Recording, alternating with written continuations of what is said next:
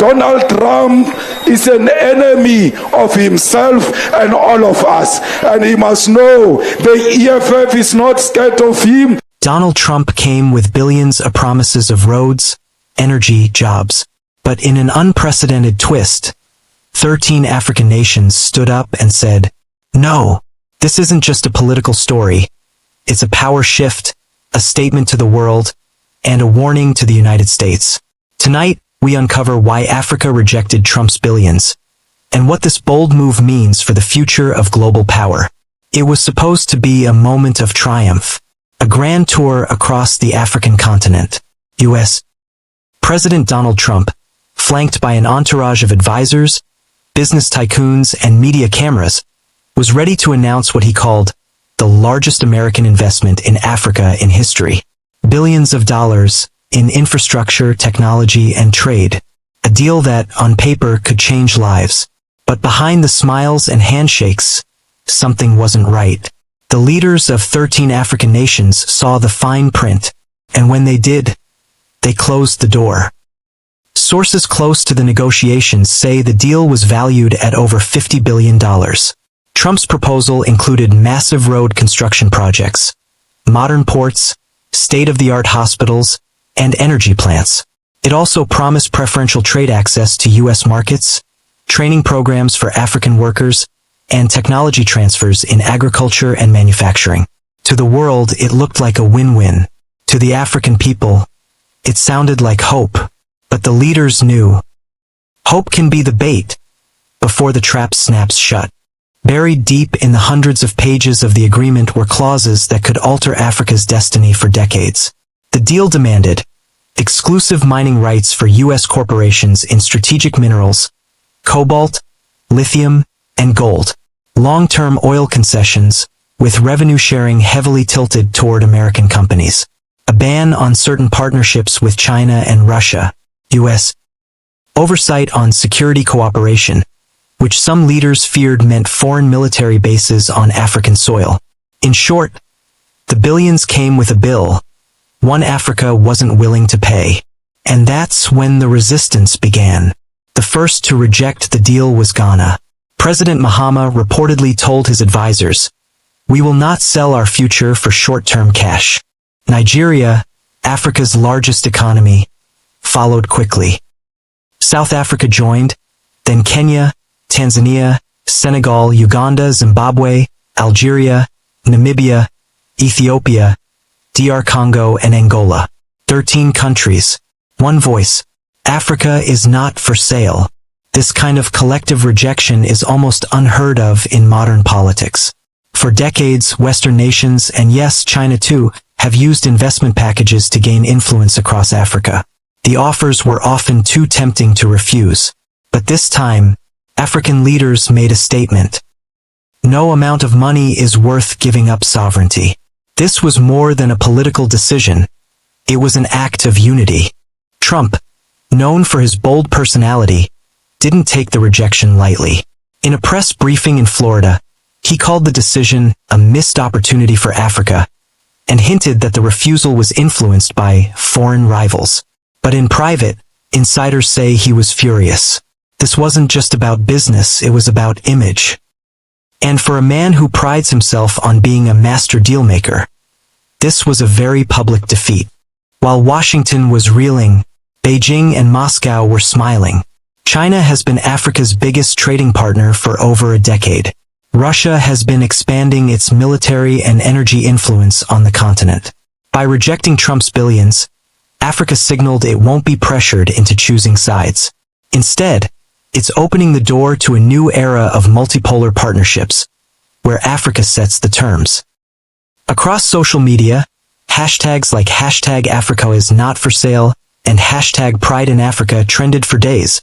Young Africans called the rejection the birth of a new Africa. Commentators compared it to the independence movements of the 20th century. This was about dignity, about self-respect, about breaking free from the old playbook of power. Of course, saying no is just the first step. The challenge now is building the kind of economic growth that makes foreign dependency unnecessary. African leaders are exploring stronger continental trade through the African Continental Free Trade Area, AFCFTA. There's talk of joint infrastructure funds, regional defense agreements, and even a Pan-African tech innovation hub. The rejection of Trump's billions wasn't just a refusal. It was a declaration of independence in the 21st century. Donald Trump's billions couldn't buy Africa's future. The message is loud and clear. If you want to do business with Africa, it will be on Africa's terms. And for the first time in a long time, the world is listening. If you believe Africa should stand on its own terms, share this video. Don't forget to subscribe for more unfiltered global stories. And hit that bell so you never miss a truth the mainstream won't tell you. Welcome to African Revolution. This is your go-to space for everything Africa, from trending news and politics to vibrant cultures and untold histories. We bring you real stories, real voices, and real impact straight from the heart of the continent.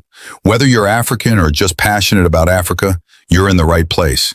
Don't forget to hit that subscribe button, turn on your notifications, and stay glued, because here we don't just watch history, we make it. Join the revolution, the African Revolution. Before we dive in, here's a quick disclaimer. African Revolution is an independent platform. The opinions expressed in our videos are for informational, educational, and entertainment purposes only. We are not affiliated with any government or political organization. While we strive for accuracy, please always verify sensitive or breaking news from official sources. Viewer discretion is advised where necessary. By watching and engaging, you agree to our terms of use. Stay informed, stay curious, and always question the narrative. Trump arrived with a deal worth billions, the kind of offer most nations would jump at. But 13 African countries looked him in the eye and said, no. What could make leaders walk away from money that could build roads, schools, and hospitals? The truth behind this rejection is bigger than politics. It's about power, pride, and the future of an entire continent. Trump's plan was bold. A $50 billion investment package for African infrastructure, energy, and trade. The headlines promised hope, new highways, upgraded ports, cutting-edge hospitals, jobs for millions. At first glance, it looked like a golden ticket. But in politics, there's no such thing as free money. Deep inside the fine print were clauses that set off alarm bells. Exclusive U.S. rights to mine Africa's most valuable resources: cobalt, lithium, and rare earths. Oil concessions favoring American corporations for decades. Restrictions on trade with China and Russia. Permission for new U.S. security facilities, which critics called a polite word for military bases. In short, the billions came with strings strong enough to pull a continent. The first crack appeared in Ghana. President Nana Akufo-Addo, respected for his outspoken stance on sovereignty, reviewed the proposal and reportedly said, "We cannot sell our children's future for short-term gain." Within days, Nigeria, Africa's largest economy, followed suit. Then came South Africa, Kenya, Tanzania, until 13 nations stood together. This kind of unity is rare in modern geopolitics. For decades, outside powers, whether the US, Europe, or China, have competed to gain influence in Africa through investments. Usually, the offers were too tempting to refuse. But this time, African leaders drew a line in the sand. They sent a message. Africa is not a prize to be bought. Publicly, Trump called it a missed opportunity. He hinted that foreign rivals, a thinly veiled reference to China and Russia, had poisoned the deal. Behind closed doors, sources say he was livid. This was more than business. For a man who built his image as a master dealmaker, Africa's rejection was a public blow to his brand. Washington wasn't the only capital watching. In Beijing, officials reportedly smiled. China has been Africa's largest trading partner for over a decade, funding roads, railways, and energy projects. Without demanding political alignment, Moscow, too, has been expanding military and energy ties. By rejecting Trump's billions, Africa made it clear it will not be forced to choose sides in the new Cold War. Across social media, hashtags like #AfricaIsNotForSale trended for days. Young Africans called the rejection a second independence. It wasn't just about turning down money, it was about reclaiming dignity. In marketplaces, on radio talk shows, and in university debates, people asked, if the terms are unfair, why take the money at all? Saying no is only the first step. Now comes the hard part, building Africa's future without falling into dependency traps. Leaders are looking inward, strengthening the African Continental Free Trade Area, creating joint infrastructure funds, investing in local tech hubs and agriculture innovation. It's a vision of an Africa that doesn't need to be rescued, because it's building its own success. To the rest of the world, this might look like a lost deal. But for Africa, it's a turning point. It says, if you want to invest here, come as a partner, not a master. It says we decide our own future. And maybe, just maybe, it says, the days of buying influence with a blank check are over.